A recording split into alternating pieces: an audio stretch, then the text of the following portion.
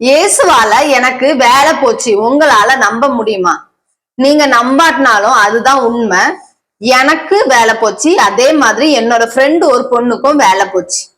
இந்த வீடியோவை ஸ்கிப் பண்ணாம ஃபுல்லா பாருங்க. அப்பந்தான் எப்படி வேலை போச்சு, ஏன் வேலை போச்சு, ஏசப்பாவால தான் இந்த வேலை போச்சா அப்படிங்கிறது உங்களுக்கு தெரியும். அதுக்கு முன்னாடி நம்ம சேனலை சப்ஸ்கிரைப் பண்ணி வச்சுக்கிடுங்க.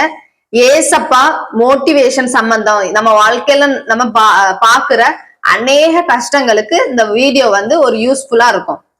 நீங்கெல்லாம் கேட்கலாம், ஏசப்பா வந்து யாருக்குமே தீங்கு விளைவிக்க மாட்டாங்க, நல்லது தானே செய்வாங்க, நீங்க சொல்றது பொய், உண்மை மாதிரி தெரியல அப்படின்னு சொல்றீங்களா?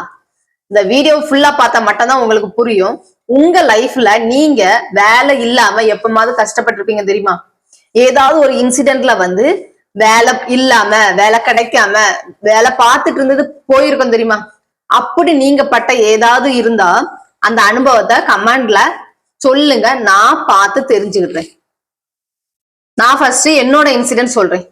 நான் ஊர்ல வேலை பார்த்துட்டு இருக்கும்போது நர்சிங் ஹாஸ்பிட்டல் வேலை பார்த்துக்கிட்டு இருந்தேன். ஒரு 10 மாசம் தான் அந்த ஹாஸ்பிட்டல்ல வந்து வேலை பார்த்துட்டு இருந்தேன். நான் வந்து ஒரு 2 வருஷம் அங்க வேலை பார்க்கணும் அப்படின்னு ஆசைப்பட்டேன். நல்ல ஹாஸ்பிட்டல், நல்ல ஒரு பேஷண்ட், நல்ல டாக்டர்ஸ், எல்லாமே சரௌண்டிங்ல உள்ளது எல்லாமே சூப்பரா இருந்துச்சு. ஆனா என்னவோ தெரியல, எனக்கு தான் அங்க வந்து அதிர்ஷ்டம் இல்லையா இல்ல என்னன்னு தெரியல, வேலை 10 மாசம் தான் வேலை பார்த்துட்டு இருந்தேன். அதுக்கப்புறம் ஒரு பிரச்சனை வந்துச்சு. அந்த பிரச்சனை எனக்கே தெரியாது. என் கூட வேலை பார்த்தவங்க ஒருத்தவங்க மெயின் இன்சார்ஜ் தெரியுமா, அவங்கள்ட்ட வந்து கம்ப்ளைண்ட் பண்ணிட்டாங்க. தேவையில்லாம 1க்கு 2 போய் என்ன வேலையில இருந்து நிப்பாட்டணும், வேலையில இருந்து ஒதுக்கணும் அப்படின்னு மைண்ட் செட்ல வந்து அவங்க வந்து சொல்லியிருக்காங்க. அந்த மெயின் இன்சார்ஜ் கூட என்கிட்ட வந்து என்ன நடந்து ஏது நடந்துன்னு ஒண்ணுமே கேட்கல. வேலையை விட்டு போனா போ, அவ்வளவுதான். நான் வந்து அந்த ரீசன் சொல்ல கூட எனக்கு வந்து ஒரு சான்ஸ் கூட கிடைக்கல. அதுக்கப்புறம் தான் எனக்கு புரிஞ்சு, நம்ம வேலை பார்க்குற இடத்துல வந்து என்னை மாதிரி நீங்களும் அனுபவிச்சுட்டு இருப்பீங்க, இல்லாட்டினா அனுபவிச்சிருப்பீங்க. நம்மளை சுத்தி இருக்கிறவங்க உலகத்தார் வந்து என்னது, நம்மள வந்து எங்க பிடிச்சு விடலாம், எங்க வந்து மாட்டி விடலாம், இவ வேலையை கெடுக்கலாம், இவ வந்து நல்ல பேர் வாங்கிட்டு இருக்கா, ஒரு நல்ல ஒரு மதிப்புல இருக்கா, எப்படி கீழே தள்ளலாம் அப்படிதான் பார்ப்பாங்க. அது வந்து மனுஷன் வாழ்க்கை. அந்த வேலை முடிஞ்சதுக்கு அப்புறம் என்ன வந்து வெளியில போனதுக்கு அப்புறம், வெளியில போன்னு சொன்னதுக்கு அப்புறம் நான் பட்ட கஷ்டம் எனக்கு மட்டும்தான் தெரியும். நம்ம மிடில் கிளாஸ் ஃபேமிலியில உள்ளவங்க ஒவ்வொருத்தவங்களும் ஃபேமிலிக்கு ஒரு சப்போர்ட் ஃபுல்லா இருக்கும். ஒரு சின்ன அமௌண்ட் வந்து நம்ம வேலைக்கு போய் சம்பாரிச்சு கொடுத்தோம்னா ஒரு நல்ல ஒரு ஹெல்ப்ஃபுல்லா இருக்கும்னு சொல்லிதான் வேலைக்கு போறோம். அங்க வேலை பார்க்குற இடத்துல கூட ஒரு நிம்மதி கிடையாது. நிறைய பொல்லாப்பும் பிசாசும் சுத்திக்கிட்டு இருக்குது. சாத்தான் தான் நம்மளை வந்து என்ன செய்யறான், இது பண்ணிட்டே இருக்கான், நோட் பண்ணிட்டே இருந்து நம்ம வேலையை வந்து சறுக்கி விடுறான், நம்ம வேலையை வந்து இழக்க வைக்கிறான். நான் வீட்டுக்கு போறேன், அந்த வேலை இல்லாம கஷ்டத்தோட வீட்டுக்கு போறேன். எங்க வீட்டுல அப்படி என்ன இது பண்றாங்க. என் வீட்டுல நடந்த இன்சிடென்ட நான் சொல்ல விரும்பல. நான் ஆனா இந்த வீடியோ பாக்குற உங்களுக்கு மட்டும் ஒண்ணு சொல்றேன். உங்க வீட்டுல யாராவது வேலை இழந்து வீட்டுக்கு வந்தாங்கன்னா தயவு செய்து அவங்கள்ட்ட என்ன நடந்து ஏது நடந்துன்னு கேளுங்க. உங்க கோவத்தையோ உங்களுடைய பண தேவையோ அவங்கள்ட்ட புகுத்தாதீங்க. அவங்களே ஒரு கஷ்டத்துலதான் வாராங்க. தயவு செய்து வார்த்தையோ எதுவுமே இது பண்ணாதீங்க. உங்களால முடிஞ்சுன்னா ஒரு சப்போர்ட் பண்ணுங்க. அதை விட்டுட்டு வார்த்தையாலேயோ இல்ல அவங்க மனசு நோகடிக்கிற மாதிரியோ பேசாதுங்க. ஏற்கனவே அவங்க வந்து வேலைக்கு எதுக்கு போறாங்க, ஃபேமிலிக்கு ஒரு சப்போர்ட் ஃபுல்லா ஹெல்ப்ஃபுல்லா இருக்கும்னு சொல்லிதான் போறது. அந்த வேலையே அவங்க 1க்கு 2 தேவையில்லாம மாட்டி விட்டதுனாலதான் இங்க வந்து நிக்கிறாங்க.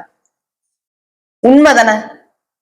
உங்க லைஃப்லயும் நீங்க இதே மாதிரி பீப்புள் யாராவது பாத்துருந்தீங்கன்னா கமெண்ட் பண்ணுங்க, சரிங்களா? அந்த வலிய அனுபவிச்சிருந்தீங்கன்னா கண்டிப்பா வந்து நீங்க நானும் இந்த வலிய வந்து அனுபவிச்சிருக்கேன் அப்படின்னு கமெண்ட் பண்ணுங்க, சரிங்களா? நீங்கெல்லாம் கேட்கலாம், கடவுளுக்கும் உங்களுடைய வேலையோ போனதுக்கும் என்ன சம்பந்தம் அப்படின்னு நீங்க கேட்கலாம். அதுக்கு வந்து நான் சொல்றேன், இந்த வேலை போயிட்டா அதுக்கப்புறம் நான் வந்து வேற ஒரு ஹாஸ்பிட்டல், நான் பழைய ஹாஸ்பிட்டல் வேலை பார்த்த ஹாஸ்பிட்டல் ஒண்ணுக்கு ஜாயின் பண்றேன். ஜாயின் பண்ணி அங்க இந்த ஹாஸ்பிட்டல்ல நல்லா போகுது, எந்த ஒரு பிரச்சனையுமே இல்லை. நல்லா ஒரு 1.5 வருஷம் கிட்ட வேலை பார்த்தேன். போனஸ் வாங்கினேன், நல்ல சேலரி வாங்கினேன், எந்த ஒரு பிரச்சனையுமே கிடையாது அந்த ஹாஸ்பிட்டல்ல. நான் என்னோட பழைய ஹாஸ்பிட்டல் ஒரு சின்ன ப்ராப்ளம் ஆகி இங்க வந்தேன், புது ஹாஸ்பிட்டலுக்கு வந்தேன்னு சொன்னேன் தெரியுமா? அந்த ஹாஸ்பிட்டல்ல தான் எனக்கு ஏசப்பா என்ன செஞ்சிருக்காரு, ஒரு ஒரு நர்சிங் என் கூட வேலை பார்த்த ஒரு அக்கால வந்து எனக்கு இன்ட்ரடியூஸ் பண்ணி எனக்கு தேசத்துக்கு வெளிநாட்டுக்கு கை நிறைய சம்பாதிக்கிறதுக்கு கடவுள் அந்த ஹாஸ்பிட்டல்ல தான் அந்த ஒரு அக்கா வந்து எனக்கு ஏற்படுத்தி தந்தார். நான் வந்து பழைய ஹாஸ்பிட்டல்ல வேலை பார்த்திருந்தேன்னா இந்த அக்காவை பார்த்திருக்க முடியுமா? முடியாது. அப்ப ஏசப்பா தானே எனக்கு உதவி செஞ்சிருக்காவ. அந்த பழைய ஹாஸ்பிட்டல்ல நீ வேலை செஞ்சா நீ வந்து முன்னேறி போக முடியாது, உன்னுடைய லட்சியத்தை அடைய முடியாது, நல்ல கை நிறைய சம்பாதிக்க முடியாது, உன் வீட்டு தேவையை சந்திக்க முடியாது, உன்னுடைய தேவைகளை சந்திக்க முடியாதுன்னு யாரு அந்த வேலையில இருந்து என்ன இது பண்ணா? நீங்க சொல்லுங்க. நான் அப்ப வந்து நினைச்சேன், சாத்தான் எனக்கு வந்து தேவையில்லாத கஷ்டத்தை தாரான் எடுக்க அப்படின்னு நினைச்சேன். ஆனா ஏசப்பா எனக்கு இந்த வேலை கிடைச்சதுக்கு அப்புறம் தான் நான் உணர்ந்தேன், ஏசப்பா தான் எனக்கு அந்த வேலையை என்ன செஞ்சாரு, இழக்க வச்சாரு அப்படின்னு நான் நம்பினேன். உங்களுடைய ஒப்பீனியன் என்ன இருக்கு? அந்த வேலை வந்து ஏசப்பாவாலதான் போச்சு நீங்க பிலீவ் பண்றீங்களா? நான் பிலீவ் பண்றேன். இந்த ஹாஸ்பிட்டல்ல 1.5 வருஷம் கழிச்சு ஒரு கூட பாக்குற ஒரு நர்சிங் அக்கால கடவுள் வந்து தாராரு, நான் அவங்க மூலமா வெளிநாட்டுக்கு போறதுக்கு கடவுள் கிருபை செய்யறாரு. இதே மாதிரி என்னோட ஃப்ரெண்டுக்கு என்ன நடந்துச்சுன்னு நான் சொல்றேன். என்னோட ஃப்ரெண்டு வந்து துபாயில வேலை பார்த்துட்டு இருந்தா. அந்த பொண்ணு அவங்க ஒரு ஹோம் நர்சிங், சரிங்களா? வீட்டு வேலையில ஒரு பேஷண்ட் பார்க்கிற மாதிரி பெட் ரிட்டன் பேஷண்ட், பெட்லயே தான் படுப்பாங்க எடுப்பாங்க. ஹாஸ்பிட்டல்ல வேலை பார்த்த பொண்ணு ஃபேமிலி சிச்சுவேஷனால துபாயில வந்து இப்படி ஹோம் நர்சிங்கா வேலை பார்த்துட்டு இருக்கா. நாட்கள் ஒரு 10 நாள் போயிருப்பா. புது நாடு, புது ஆட்கள், அவளால மேனேஜ் பண்ணவே முடியல. கஷ்டப்படுறா, எடுக்கிறா. ஃபேமிலிலையும் சொல்ல முடியாது, ஏன்னா இங்க ஃபேமிலி சிச்சுவேஷன் காண்டி தானே வந்து அந்த பொண்ணு. அதனால அந்த பொண்ணு ஃபீல் பண்ணி அப்படியே ஒரு 10-15 நாள் கிட்ட போயிருக்கும் அந்த பொண்ணுக்கு. அதுக்கப்புறம் என்ன ஆச்சுன்னு தெரியல. அங்க உள்ளவங்களுக்குள்ளேயே ஒரு மிஸ் அண்டர்ஸ்டாண்டிங் வருது, பிடிக்க மாட்டேங்குது, லாங்குவேஜ் தெரியாது, எடுக்காது, அந்த இதை வந்து ப்ராப்பரா ஹேண்டில் பண்ண முடியாம அந்த பொண்ணு வந்து வேலை வந்து போயிருது. அப்ப அந்த பொண்ணு நைட்டு வந்து முந்தின நாள் நைட்டு கனவுல வந்து யாரோ இது பண்றாங்க. இப்ப வந்து பெட் பேஷண்ட் தான் பார்த்துட்டு இருக்கா. சங்கீதம் 37:5 உன் வழியை கர்த்தருக்கு ஒப்புவித்து அவர் மேல் நம்பிக்கையாய் இரு, அவரே காரியத்தை வாய்க்க பண்ணுவார். இந்த வசனம் வந்து அந்த பொண்ணுக்கு ஞாபகம் வந்திருக்கு. அப்போ வந்து அவ ரொம்ப நம்பிக்கையா இருக்கா. என் வழியை, என்னுடைய கஷ்டத்தை வந்து நான் ஏசப்பா கிட்ட ஒப்படைக்கேன், அவர் வந்து எனக்கு காரியத்தை வந்து கண்டிப்பா எனக்கு வாய்ச்சி தருவாரு அப்படின்னு அந்த பொண்ணு வந்து நம்பிட்டு இருக்கா. கேஸ் வந்து டைம் கொடுத்துட்டாங்க, வேலை கிடைக்கல. 4வது நாள் வரை அவ வந்து ரொம்ப பிலீவ் பண்ணிட்டு இருக்கா. அதே மாதிரி 4வது நாள் சாயங்காலம் பழைய பேஷண்டை மாதிரி இது வேற நடந்துகிட்டு இருந்து அவ கனவுல ஒண்ணு வந்துச்சு தெரியுமா? அதே மாதிரி பேஷண்ட் வந்து அவ வந்து அடுத்த ஒரு வேலைக்கு போறான். எந்த ஒரு பிரச்சனையுமே இல்லை, நல்லபடியா வேலை பார்க்குறா. அப்பந்தான் அவ நினைக்கிறா அந்த வேலை வந்து கடவுள் தான் வச்சாரு. ஏன்னா இங்க வந்து பெட் ரிட்டன் பேஷண்ட் சொல்லும் போது ரொம்ப கஷ்டம்.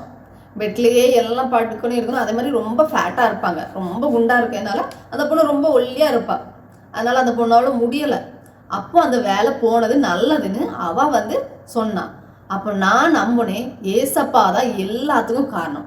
ஒரு வேலை இழக்குதுன்னு நினைச்சுங்களா, தயவு செய்து கவலைப்படாதுங்க, கடவுளை நோக்கி கூப்பிடுங்க. உங்களுக்கு நிறைய கஷ்டங்கள் வரும். அந்த கஷ்டத்தை எல்லாம் நீங்க சகிச்சுக்கிட்டு கர்த்தருக்குள்ள நீங்க மகிழ்ச்சியா இருக்கணும். இன்னும் ஒரே ஒரு வசனம் நான் வாசித்திருந்தேன். நீதிமொழிகள் 21:31 குதிரை யுத்த நாளுக்கு ஆயத்தமாக்கப்படும், ஜெயமோ கர்த்தரால் வரும். குதிரை எனது ஆயத்தமாக்கப்படும், யுத்தம் போர் கொள்ளதுக்கு. நம்மளுக்கு சண்டை சச்சரவு நிறைய வரும், நிறைய கஷ்டங்கள் வரும். எல்லாத்தையும் நம்ம என்ன செஞ்சுட்டு இருக்கோம், ஃபைட் பண்ணிட்டு இருப்போம். உண்மைதானே? ஜெயமோ கர்த்தரால் வரும். ஜெயம், நம்மளுடைய சக்சஸ் எங்கிருந்து வரும், வேலை எங்கிருந்து வரும், ஏசப்பா கிட்ட இருந்து. நம்ம நினைச்சு பார்க்க முடியாத நேரத்தை தேவன் நம்மளுக்கு கொண்டு தருவார். நம்புறீங்கன்னா ஆமேன்னு சொல்லுங்க. வேலை கிடைக்காம வேலை வேலை வேலைன்னு அலைஞ்சிட்டு இருக்கீங்களா? இந்த வீடியோ பார்க்குற நீங்க கண்டிப்பா ஏசப்பா உங்க உள்ளத்துல பேசுவாருன்னு நான் நம்புறேன். உங்களுக்கு கண்டிப்பா ஏசப்பா வேலை வாய்ச்சி தருவார். நீங்க வந்து என்னது, கர்த்தருக்குள்ள இந்த வசனத்துக்குள்ள பற்றி அந்த வசனத்தை தியானிக்கணும். தியானிச்சு ஏசப்பாக்குள்ள நீங்க நம்பிக்கையா இருங்க. கடவுள் வந்து உங்களுக்கு கிருபை செய்வார். நம்ம வேலை பார்க்குற இடத்துல எவ்வளவோ கஷ்டங்கள், எவ்வளவோ என்னே மாதிரி நான் அனுபவிச்ச மாதிரி ஆட்கள் உங்களுக்குள்ளேயும் இருப்பாங்க. கவலையே படாதீங்க. ஏசப்பாக்குள்ள நீங்க என்னது மகிழ்ந்து களி கூறுங்கள். கிறிஸ்மஸ் கொண்டாடவே எனக்கு பிடிக்கல. இப்போ கிறிஸ்மஸ் சும்மா ஏனோ தானம் தான் கொண்டாடுறாங்க. புது ட்ரெஸ்லாம் நிறைய வாங்கி போடுறாங்க, எடுக்கிறாங்க, எல்லாம் ஆயத்தப்படுத்துறாங்க கிறிஸ்மஸ்காண்டி. ஆனா அவங்க உள்ளத்தை ஆயத்தப்படுத்துறாங்களான்னு கேட்டா ஒரு பெரிய கேள்விக்குறி தான். இதுக்கு முன்னாடி ஒரு வீடியோ பண்ணியிருக்கேன், கமெண்ட்ல லிங்க் அட்டாச் பண்ணி வச்சிருக்கேன், போய் பாருங்க. கிறிஸ்மஸ் எப்படி கொண்டாடணும், ஏன் கொண்டாடணும் அப்படிங்கிறது உங்களுக்கும் புரியும்.